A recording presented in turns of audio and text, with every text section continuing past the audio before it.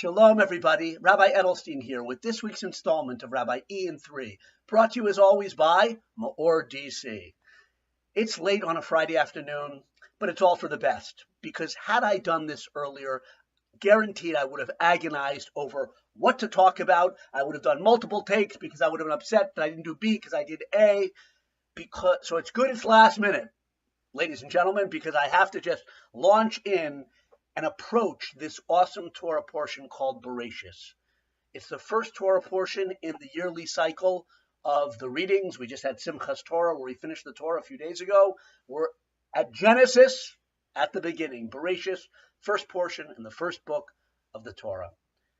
Foundational, fundamental, lofty, deep, mind-bogglingly profound. So let's start with just a few foundations in the short time we have.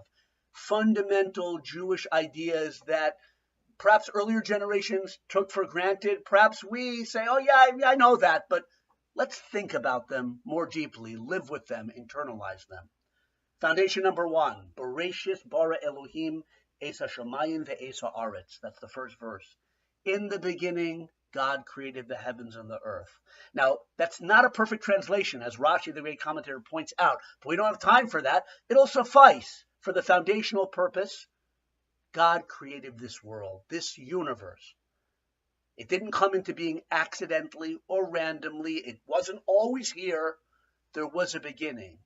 Yesh me'ayin, a creation of something from nothingness.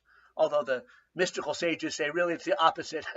This verse, this world is nothingness compared to the absolute reality of God. But I don't want to get into that. That's too deep for right now. This world is a creation, a purposeful, meaningful world. Foundation number 2, God saw all that he had created, and it was good. Actually, that is said many times during the creation story. At the end of the week before mankind comes on the scene, it says God saw all that he created. Behold, it was very good.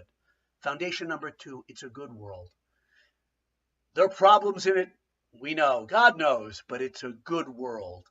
A meaningful, purposeful world created by God. A world that's good, to be treasured, to be appreciated, to be enjoyed properly.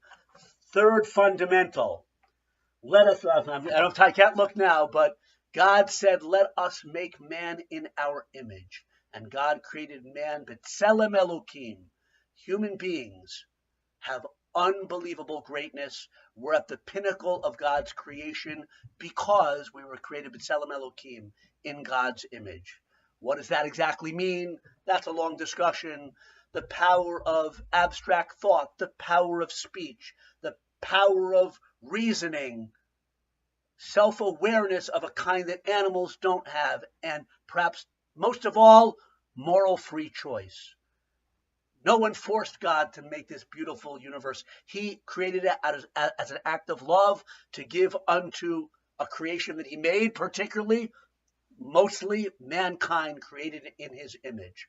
A purposeful world, a good world, a world where we are meant to be God's steward and representative on earth. We created in God's image, we human beings. And the fourth fundamental, it's going to be tough because there's a challenge. Adam and Chava, Adam and Eve in the garden were given a challenge, a commandment to eat actually of all the trees of the garden. Achol tochel, enjoy them, but one tree don't eat. And they were tempted and they fell. Because there's a tough battle with an internal opponent called the Yetzer Hara. And Cain slew Abel, and there's much more to talk about. But those are the 4 fundamentals in under 4 minutes. Good Shabbos.